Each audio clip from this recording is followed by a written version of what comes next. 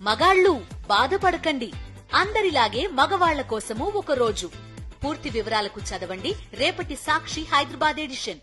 ఆంధ్రప్రదేశ్లో మహిళలపై అత్యాచారాలు అఘాయిత్యాలు పెరిగిపోవటానికి ప్రభుత్వ వైఫల్యమే కారణమన్నారు వైఎస్ఆర్సీపీ ఎమ్మెల్సీ వరద కళ్యాణి. 5 నెలల కాలంలో 8,865 కేసులు నమోదయ్యాయని ప్రభుత్వం ఒప్పుకోవటమే దీనికి నిదర్శనం అన్నారు.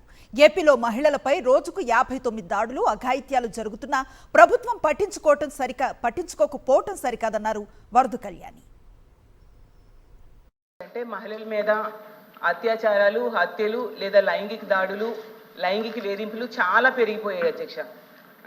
నిజం చెప్పాలంటే ఇప్పుడే హోమ్ మినిస్టర్ గారే చెప్పారు, యావరేజ్గా 59 కేసులు రోజుకి నమోదయ్యాయి అనేసి. అంటే 8,865 కేసులు. నేను మాట్లాడమ్మా. అయితే ఇన్ని ఎక్కువ అంటే గంటకి ఇంచుమించు 2-3 మహిళల మీద ఇలాంటి వేధింపులు, అత్యాచారాలు, హత్యలు ఇలా జరుగుతున్నాయనేసి మనకు ప్రభుత్వమే చెప్తుంది అధ్యక్ష. అంటే ఎంత దారుణమైన పరిస్థితులు ఉన్నాయో మనం అర్థం చేసుకోవచ్చు అధ్యక్ష.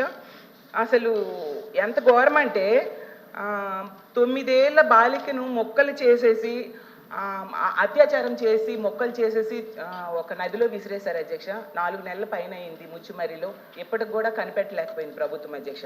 అలాగే 3.5 ఏళ్ల పాపని అత్యాచారం చేసి దారుణంగా కొరికేశారు అధ్యక్ష. అలాంటి ఆమెని చంపేసి విసిరి పడేశారు అధ్యక్ష.